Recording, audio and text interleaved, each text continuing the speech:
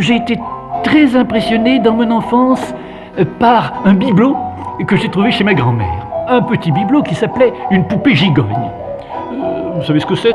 Un œuf sur lequel il y a un visage qui est peint, mais on ouvre cet œuf par moitié, puis à l'intérieur on trouve un autre œuf qui a ce visage humain, et puis un autre, puis un autre, puis un autre, jusqu'à la dernière petite poupée. Eh bien, toute ma vie j'ai pensé à ça. Les êtres humains sont des poupées gigognes. Tout le problème, c'est de rejoindre le moi profond. Pour moi, c'est le secret de tout.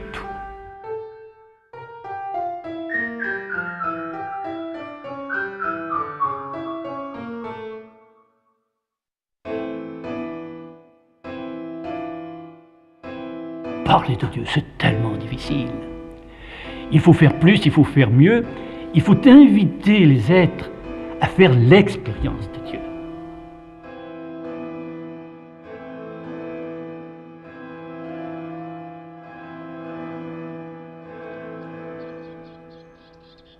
Voici 3 dates d'exception dans une vie singulière, celle du père Henri Caffarel.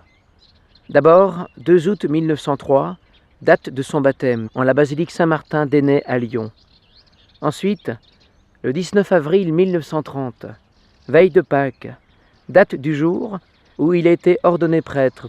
Enfin, 18 septembre 1996, date de sa mort, à Beauvais, près de Troussure. Tout au long de sa vie terrestre, 93 ans se sont écoulés entre sa venue au monde et sa naissance à Dieu. Toute une vie consacrée à la création d'une grande œuvre qui allait emprunter 2 chemins confluents. Celui du développement de la spiritualité conjugale, de la félicité du foyer catholique, et celui de l'approfondissement de la prière, de l'oraison, de la perte et de la renaissance en Dieu. Et je parle de Dieu parce que précisément, c'est Dieu qui m'a conquis. Il y a quelques 50 ans, justement, un certain mois de mars 1923, ça a été la ligne de démarcation dans ma vie, il y a avant, il y a après. Ce jour-là, Dieu est entré dans ma vie, et depuis ce jour-là, je suis à son service. Et ça a orienté toute sa vie. Il n'était pas orienté vers le sacerdoce au départ, il pensait se marier, mais après cette rencontre du Christ, il a donc décidé d'être prêtre. Et à l'intérieur de cette vocation de prêtre, il s'est senti la vocation encore plus précise d'amener les gens, et en particulier les laïcs, à faire oraison. Je crois que ça a été la grande idée de sa vie, c'était d'amener les gens à la rencontre personnelle avec le Christ. Il disait, tant qu'on n'a pas vraiment rencontré le Christ, la vie chrétienne reste à la fois superficielle et fragile. Tout s'enracine dans cette rencontre avec le Christ qu'il a eue en mars 1923, où il y a vraiment eu le Christ même, et je t'aime. Et donc c'était fait, c'était à la vie, à la mort avec le Christ, et c'était vraiment l'apôtre du Christ. Il me semble qu'un fil rouge dans sa vie, ça a été de tout mettre en œuvre pour favoriser pour chacun cette rencontre avec le Christ. Donc on pourrait dire, c'est l'apôtre de la rencontre avec le Christ. Un jour, quelqu'un était là sur ma route, et entre lui et moi, c'est à la vie, à la mort. Maintenant, je ne me suis même plus posé la question mariage à ce moment-là. C'était un amour, et un amour totalitaire, exigeant tout. C'était quelqu'un qui était toujours... C'est pour ça que souvent c'était pas toujours très facile avec lui, parce que on sentait, il était toujours tendu vers Dieu, tendu, toujours voulant faire découvrir Dieu aux autres.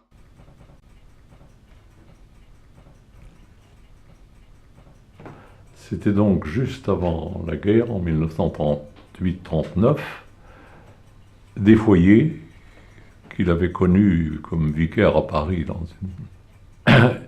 sont venus le trouver en lui disant « Est-ce que vous pouvez nous aider à cheminer ensemble plutôt que séparément, parce qu'à l'époque, ça ne se faisait pas.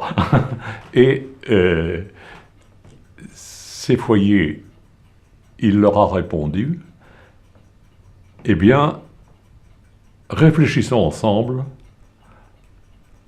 à la façon de vivre le mariage pour des jeunes foyers comme vous aujourd'hui.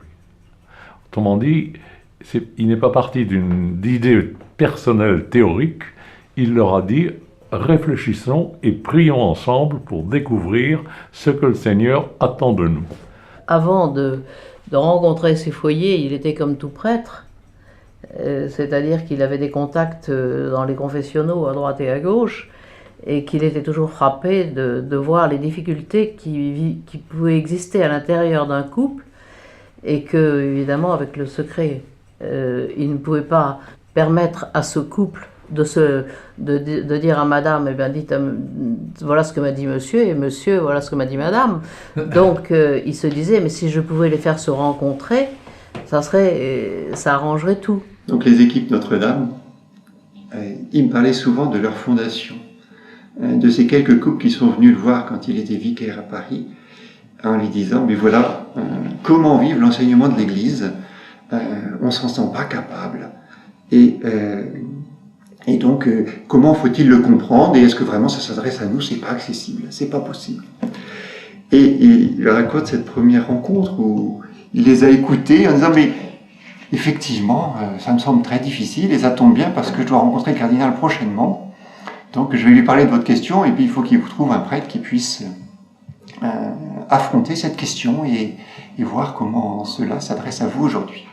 Et le cardinal lui répond, et il en reste encore sur Paris 50 ans plus tard, le cardinal lui répond, c'est vrai que c'est une question importante, eh bien, c'est vous qui allez travailler la question avec eux. Alors, il a essayé de s'en sortir en disant qu'il y avait certainement des gens plus compétents, mais le cardinal a maintenu en disant, si, prenez le temps de réfléchir avec eux et de voir ce qui est possible, et de voir comment est-ce que l'enseignement de l'Église s'adresse à eux et peut les éclairer, et peut les aider. Et donc le père Caffarel, c'est un homme entier, il s'est donné totalement dans la mission qui lui était confiée. Et donc il a rencontré ses équipes, il dit, ce qu'on va faire, c'est que nous allons simplement nous retrouver régulièrement, puis étudier les textes de l'Église et essayer de comprendre dans la lumière du Seigneur ce que cela peut vouloir vous dire à vous aujourd'hui, et comment est-ce que ces textes de l'Église sont une lumière. L'enseignement de l'Église ne peut pas être un poids. Si l'Église nous enseigne, c'est pour nous aider à vivre, c'est pour donner le sens profond de notre vie et nous donner les moyens. Donc, ensemble, affrontons les questions. Et à partir de ce moment-là, il s'est senti que le Seigneur lui a envoyé la mission, si je peux dire, d'aider les foyers à découvrir vraiment ce qu'était le sacrement de mariage. Et ce qu'il faut voir, c'est qu'à l'époque, c'était une nouveauté. Aujourd'hui, ça paraît peut-être, enfin du moins, il y a quelques années, ça paraissait quelque chose de naturel. Aujourd'hui, le mariage est de nouveau à redécouvrir. La force des équipes Notre-Dame, c'est que elles ont répondu à des aspirations profondes, mais en même temps, les moyens étaient très concrets. Il leur a permis de découvrir le sacrement de mariage. Il leur a permis de découvrir le Christ au plus profond de leur foyer. Et pour cela, il y avait des thèmes. La première année, c'était amour et mariage. La deuxième année, c'était la fécondité. La troisième année, c'était l'union. Nous vivons à une époque de contraste. D'un côté, divorce, adultère, union libre, néo-malthusianisme triomphe. D'un autre, les foyers se multiplient et aspirent à une vie intégralement chrétienne. Quelques-uns de ces derniers ont fondé les équipes Notre-Dame. Ils ambitionnent d'aller jusqu'au bout des engagements de leur baptême. Ils veulent vivre pour le Christ, avec le Christ, par le Christ. Ils se donnent à lui sans condition. Ils entendent le servir sans discuter. Ils le reconnaissent chef et seigneur de leur foyer. Ils font de son évangile la charte de leur famille. Ils veulent que leur amour, sanctifié par le sacrement de mariage, soit une louange à Dieu, un témoignage aux hommes leur prouvant avec évidence que le Christ a sauvé l'amour, une réparation pour tant de péchés contre le mariage. Ils entendent être partout les missionnaires du Christ. Et ils ont décidé de faire équipe. Une réunion d'équipe. C'était très également expliqué et elle était bâtie d'une façon. Il y avait la première partie, l'amitié. On débarquait, il y avait un repas, très simple.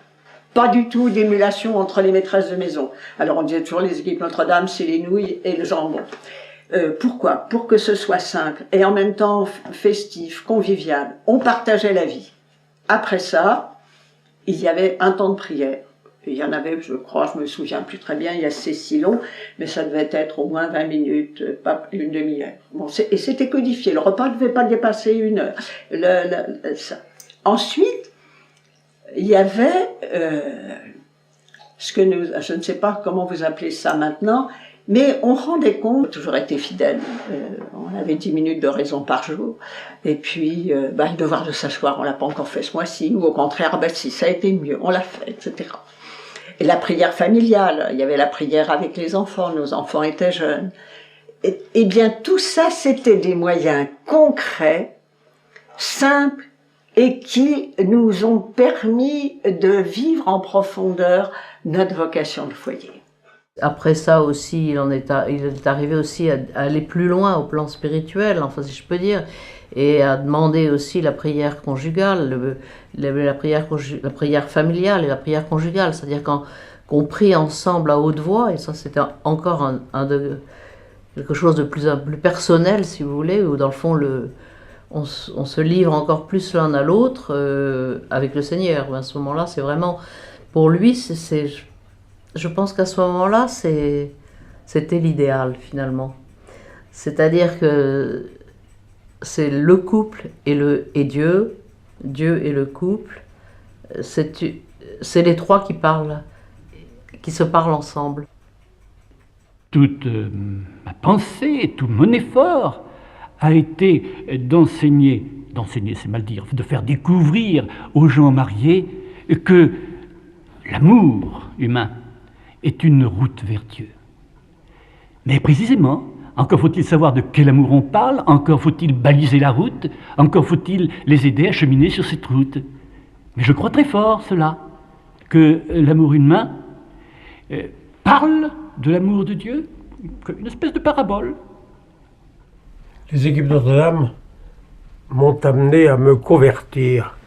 Autrefois, j'étais un chrétien traditionnaliste et je faisais mes prières du type « Notre Père, il vous salue Marie ». Je priais surtout à la guerre quand j'étais en danger et après ça, j'oubliais. Mais le fait d'abord d'être amoureux, deuxièmement de rentrer aux équipes Notre-Dame, m'ont fait approfondir ma foi. Et c'est depuis ce temps-là, depuis ces années 1957, que je suis devenu chrétien, alors que je l'étais théoriquement depuis 28 ans ou 30 ans. L'amour conjugal, il n'est vrai que si c'est la réponse de deux moi profonds qui se correspondent et qui communiquent. Tout le reste, ce sont les accompagnements de l'amour au niveau des pensées qui s'échangent, au niveau des affections, au niveau de la sensibilité, au niveau de la sexualité. Mais il n'y a amour vrai que lorsqu'il y a cette communication de moi profond à moi profond. Il se passionnait, je vais dire, de voir le Seigneur à l'œuvre dans des individus. Et, autrement dit, ce n'était pas simplement l'ambition, je vais dire, dans des réalisations qu'il avait entreprises, mais c'était également l'ambition de voir le Seigneur à l'œuvre et j'allais dire, de voir les gens transformés par le Seigneur progressivement, les gens qu'il suivait, pas forcément celles qu'il dirigeait, mais celles qu'il avait l'occasion de suivre et de rencontrer. Ça allait carrément jusqu'à dire « j'ambitionne de faire de vous des saints ». Parce que ça, c'était son grand terme, c'était tout simple, il n'allait pas plus loin. C'était tout simple, ça paraît aujourd'hui absolument énorme de dire une chose pareille, mais c'était comme ça.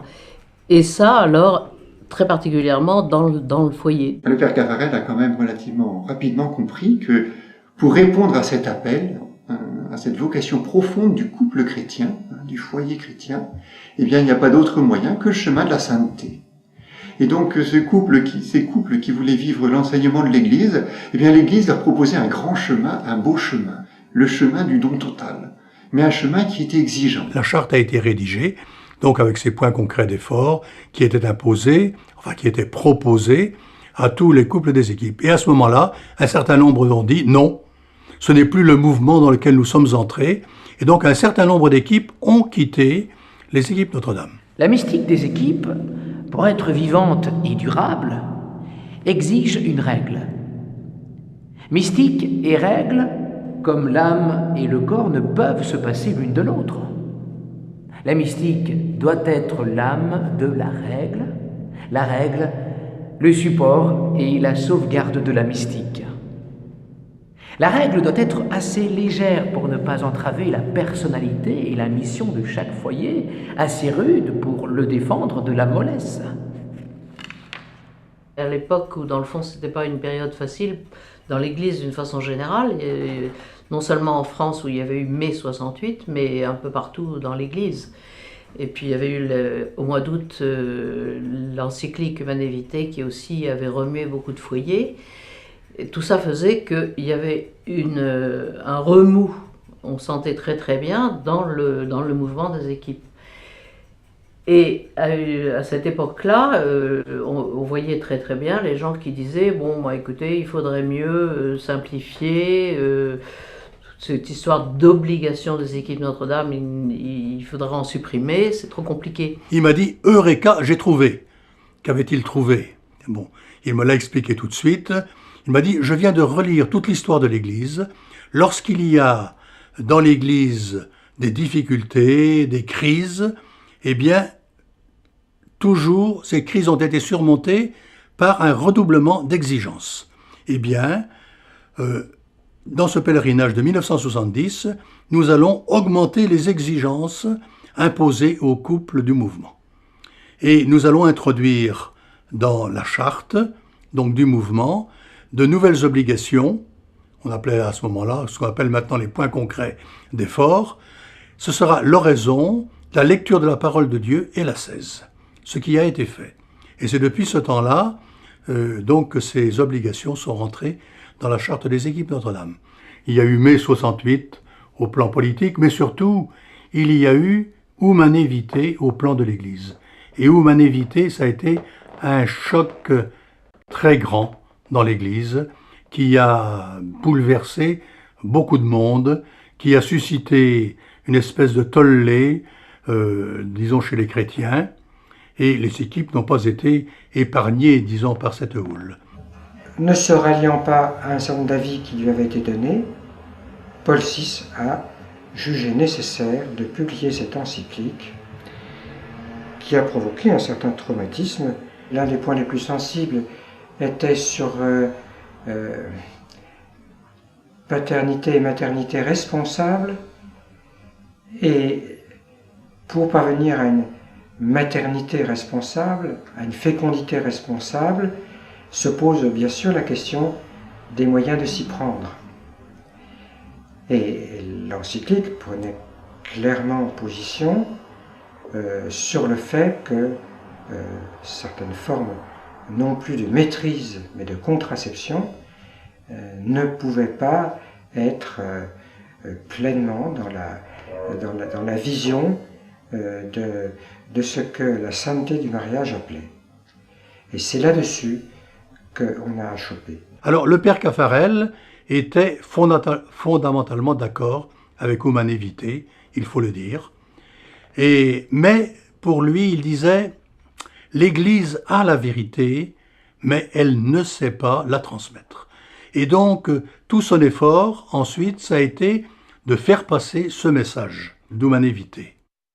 C'est alors que le père Caffarel a écrit un document assez court, qu'il avait toute légitimité à écrire, pour dire de quelle manière pouvaient être reçues certaines des exigences préconisée dans l'encyclique. Et cette interprétation a été validée à Rome, alors qu'il introduisait ce qu'est une interprétation, une façon de traduire pastoralement des choses qui touchaient à l'intimité de la vie conjugale et qui, je crois, aura aidé un certain nombre de chrétiens à surmonter ce qui était vraiment une épreuve pour eux. Le pape s'est adressé aux équipes Notre-Dame, nous avons toujours ce discours. Paul VI nous avait accordé beaucoup de temps et il est venu dans la basilique Saint-Pierre, nous étions tous là, et c'était très très très émouvant. Et il nous a parlé en disant la confiance que l'Église avait dans ce mouvement, dans sa recherche, dans son travail, dans sa vision sur le mariage, et que l'Église en avait un grand besoin. Vous savez, c'était en 70, c'était après les événements de 1968, après la fin du Concile, où l'Église était un peu, nous dirons, comme la barque de Pierre, un peu chahutée sur les eaux. Et donc, ce pape nous a confortés dans ce que nous vivions. Et il a beaucoup, certainement, conforté le père Caffarel. Et on a eu l'impression que l'influence des équipes Notre-Dame était importante auprès du pape. Et que c'est auprès du père Caffarel que sa sainteté, le pape, a trouvé une partie de son inspiration concernant la doctrine du mariage chrétien. Alors je crois qu'on peut le dire maintenant, c'est le père Caffarel qui a fourni, disons, la base du discours de Paul VI en 1970, ce discours aux équipes Notre-Dame, très très important, où précisément le pape reprend, je dirais, les trois niveaux qu'on vient d'évoquer à propos de la spiritualité conjugale, le niveau de l'amour humain, celui de l'agapé, apporté par le sacrement de mariage, et puis la pratique qui s'ensuit.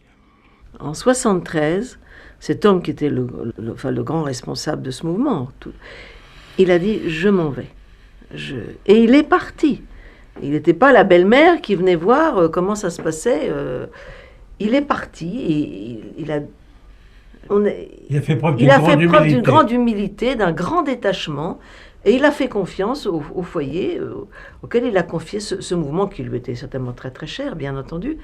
Et cette humilité, moi, ça m'a... C'est un des grands aspects de son caractère. En même temps, un tyran, difficile, exigeant, etc.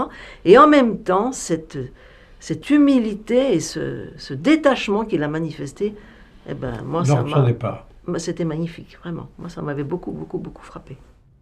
Aller de l'avant. Il ne s'agit pas de disserter, mais de vivre. La vie fera apparaître les modifications à apporter à cette loi. Nous avons pris nos responsabilités. Priez, réfléchissez et prenez les vôtres. La grande œuvre, ce sont les équipes Notre-Dame. C'est l'œuvre majeure de son extérieur, humainement parlant, où il a donné, je pense, le meilleur de lui-même, qui s'est épanoui. Il n'aimait pas, lui, qu'on le coupe en petites rondelles de saucisson, en disant « c'est les équipes Notre-Dame ». Lui disait la chose la plus marquante, c'est cette rencontre avec le Christ. Et c'est cet amour du Christ, cette union au Christ, qui est le plus important. On disait tout ce que j'ai fait, mais c'est rien, c'est une paille. Ça n'a pas d'importance. L'œuvre la plus importante, c'est cette union au Christ. Et dans la mesure où il y a cette qualité d'union au Christ, et bien à ce moment-là, tout découle. Ô toi qui es chez toi dans le fond de mon cœur, fais-moi te trouver dans le fond de mon cœur. Quand il a lancé après Troussure, il s'est aperçu que, au niveau des ménages, il commençait à être âgé et qu'il sentait qu'il fallait qu'il cède la main à quelqu'un d'autre et que quelqu'un d'autre reprenne le flambeau, mais que lui, il fallait qu'il s'oriente beaucoup plus vers la prière, et une prière ouverte à tout le monde, enfin. Et c'est comme ça que, par des concours de circonstances, il a ouvert la maison de prière de Troussure. Ce n'est jamais lui qui a décidé de faire quelque chose, c'est toujours essayer de répondre à des appels qui lui ont été lancés. Donc c'est un peu les événements et la docilité aux événements qui l'ont amené et qui ont construit sa vie, plutôt que lui qui a construit sa vie. Et Troussure est dans le prolongement pour justement aider les ménages à vivre cet amour humain enraciné dans l'amour du Christ et s'abreuvant à l'amour du Christ, donc essayer d'aider justement à ce que cet amour humain soit vivifié, revivifié par cet amour du Christ. Et comment sinon par ce moyen excellent qu'est l'oraison. Il faudrait faire quelque chose dans le domaine d'une expérience de Dieu. Et donc il s'est dit, mais c'est par la prière. Dans la tradition catholique, on a énormément de richesses, il y a toute une tradition mystique, et il faudrait pouvoir la mettre à la portée de tout le monde. Et donc il s'est dit, mais voilà, je vais faire de Troussure, puisqu'on m'offre cette grande maison, je vais en faire une maison de prière, où on viendra uniquement pour prier, rencontrer Dieu, s'ouvrir à lui, avoir une expérience en profondeur de Dieu.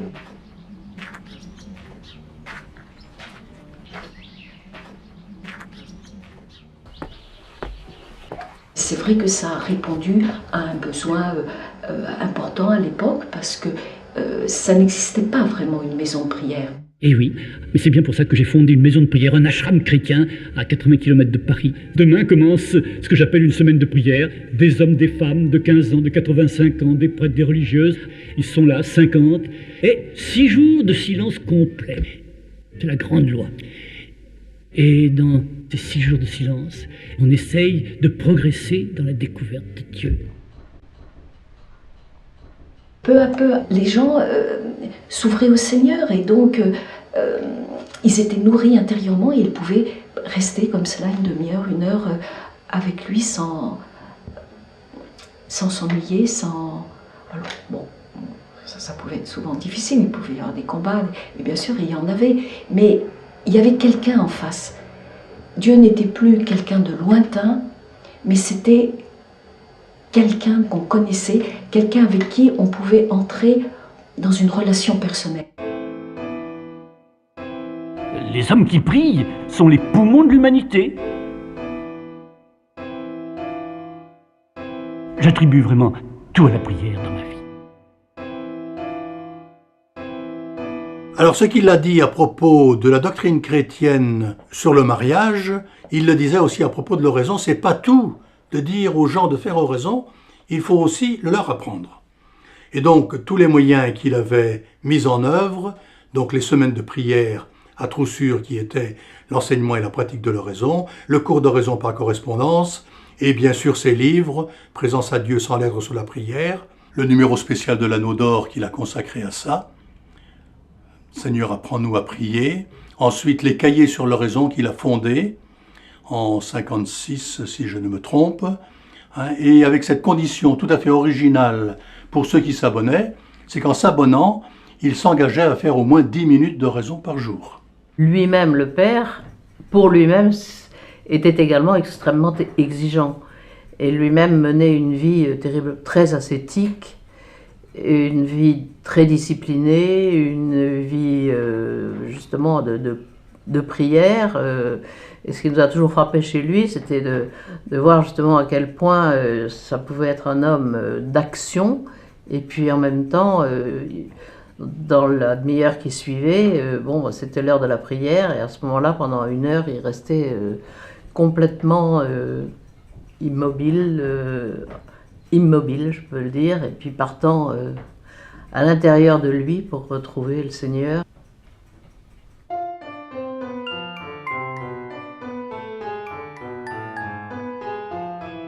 J'appelle ça la pierre de prière du père Caffarel.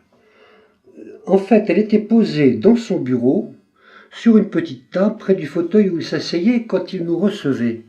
Et bien sûr, je lui ai demandé ce que c'était que ce caillou sur sa table, et il m'a dit qu'en fait, il l'a posée devant lui quand il priait, et elle l'aidait à entrer dans la contemplation. C'est très étonnant. En fait, c'est peut-être cette forme originelle, cette forme de l'œuf, cette forme de l'infini, cette forme de l'impénétrable aussi, de l'indicible, forme d'éternité, de perfection dans sa simplicité. Toujours est-il que c'était, me disait-il, un élément matériel.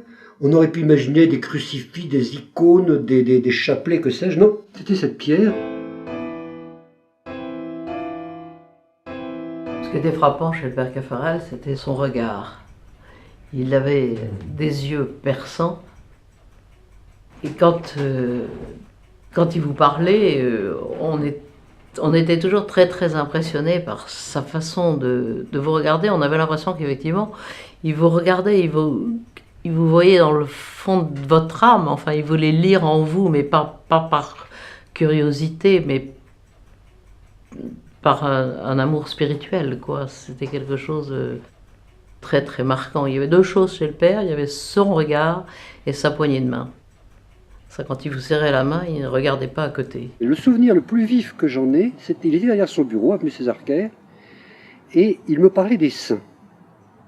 Et il me disait, le saint, c'est l'homme dont les racines sont plongées dans la vie. Et il m'en parlait très exactement comme le psaume où on dit « Heureux l'homme juste, il est comme un arbre planté dans l'eau au bord du ruisseau ». Et je me rappelle surtout, c'était ses mains. Il avait des mains magnifiques. Et il me dépeignait ce saint, les racines plongées dans la grâce, et je me disais, mais ça doit être un saint lui-même pour en parler comme ça. C'était magnifique. Dès qu'il se trouvait en relation personnelle avec quelqu'un, on peut dire que vraiment le courant passait, mais à un niveau de profondeur, on sentait qu'il accueillait le mystère même de la personne qu'il avait en face de lui. J'arrivais dans le hall à l'heure de l'Angélus, et lui, je le revois toujours, il descendait le grand escalier, il y a un grand escalier central à Troussure, et je le revois toujours descendant l'escalier avec ce beau sourire qui était le sien, et m'accueillant. Et alors moi je montais vers lui comme on monte vers son père. Je le revois toujours sur le palier, et moi je montais vers lui, et il m'accueillait. C'était un beau moment. C'était... Quoi? C'était pas un homme comme les autres.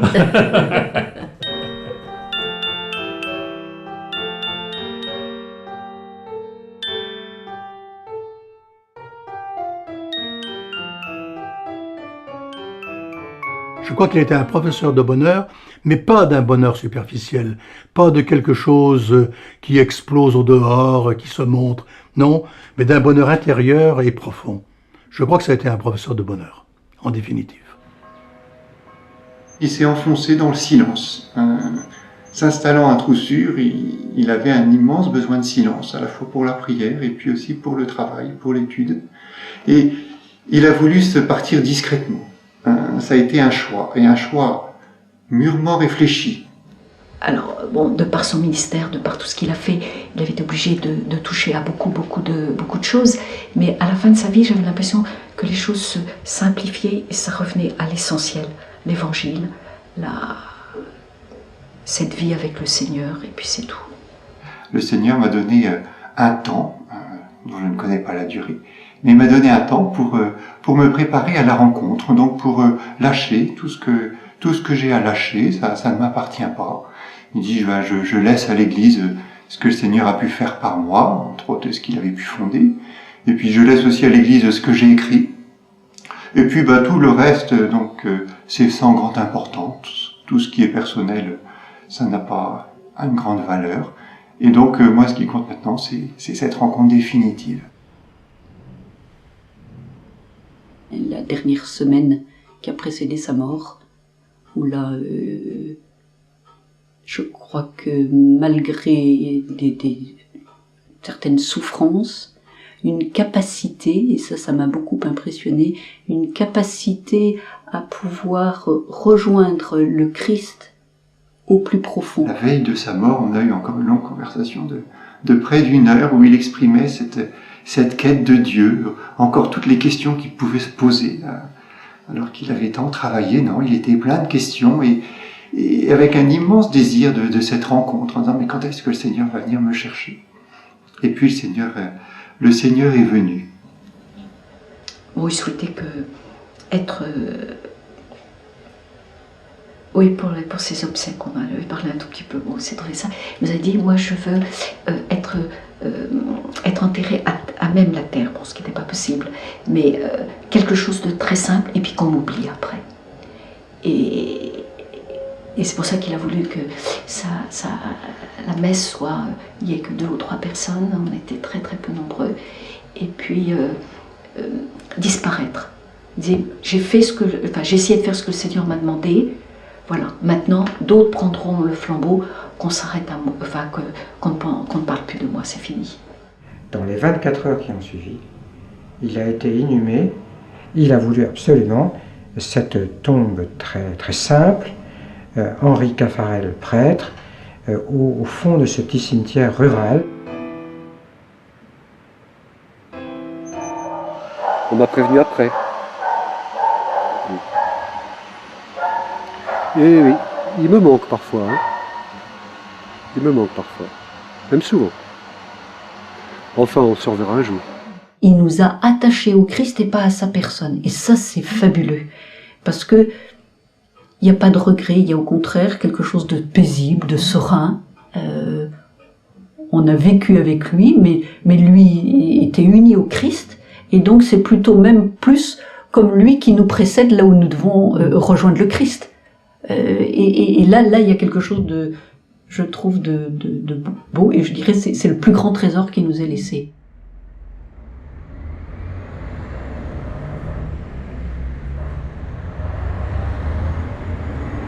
Au lendemain de la mort du père Caffarel, le cardinal Lustiger a célébré une messe à l'église de la Madeleine, à Paris. Le père Caffarel fait partie des grands hommes de l'après-guerre. Et dans son homélie, il disait que le père Caffarel avait été un des prophètes de son temps, du XXe siècle, il disait même un des plus éminents, parce qu'il avait vu 2 choses. Il avait vu le mariage, il pressentait que le mariage allait être après très malmené, et on voit ce qu'il en est actuellement, et donc il fallait qu'il y ait des ménages qui vivent à fond ce sacrement du mariage pour pouvoir après vivre dans un monde qui fera tout pour que on ne puisse pas vivre cela, et puis aussi prophète au niveau de l'oraison, de la prière. Que dans notre monde actuel, si Dieu n'est pas au centre de la vie, si la prière n'est pas au centre de la vie, eh bien c'est très difficile de tenir sur un plan chrétien et sur un simple plan, sur un plan humain. Un prophète de Dieu pour dire l'absolu de l'amour de Dieu et Dieu présent au cœur des foyers. Pour moi, le père Caffarel a eu cette inspiration prophétique que l'évangélisation en cette fin du 2e millénaire et début du 3e millénaire avait un rendez-vous majeur avec la sainteté du mariage. Face à ce monde érotisé à l'extrême, où la sexualité est souvent tellement malmenée et blessée, que peut faire l'Église sinon que d'offrir, non pas des règles et des lois, mais un signe qui parle. Le bonheur d'un couple qui essaye de s'aimer à la suite de Jésus-Christ, la sainteté du mariage. Mais l'amour, c'est ma substance. L'être qui n'aime pas, c'est un mort, c'est un cadavre. C'est un cadavre, l'être qui n'aime pas. Parce que Dieu est amour et l'homme est amour. Et si la création vient de Dieu, elle est amour comme Dieu est amour.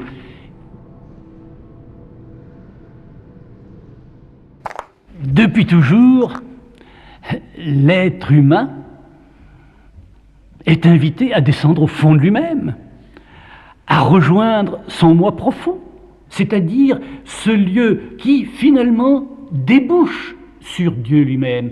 Car, descendant au fond de soi-même, l'homme, un jour, lorsqu'il a atteint la zone la plus profonde, la plus intime, devant lui s'ouvre une trappe, et à ce moment-là, il se perd en Dieu. Pour moi, c'est le secret de tout. La foi, pour moi, c'est précisément la réponse de la dernière petite poupée en moi, de mon moi profond à Dieu.